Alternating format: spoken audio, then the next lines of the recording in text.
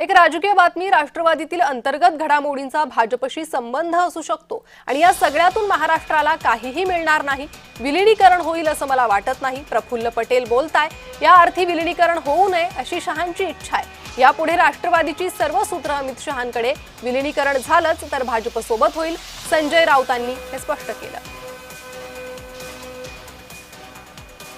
राष्ट्रवादी काँग्रेसमधल्या अंतर्गत घडामोडीशी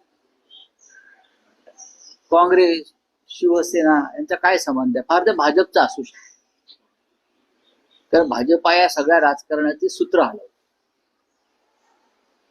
अदृश्य शक्ती, अदृश्य हात हे भाजपकडनंच येत असतात। त्याच्यामुळे राष्ट्रवादी काँग्रेसचं विलीनीकरण होणार की नाही, विलीनीकरणावरती नंतर कोण अध्यक्ष होणार, हे त्यांचे प्रश्न आहेत, हे त्यांचे विषय आहेत। त्याच्यावरती आम्ही का बोलावं? सुप्रियाताई सुळे बोलू शकतील। ठाकरेंची शिवसेना मनसेची युती घट्ट आहे। ठाकरे बंधूंच्या युतीमध्ये मिठाचा खडा पडणार नाही।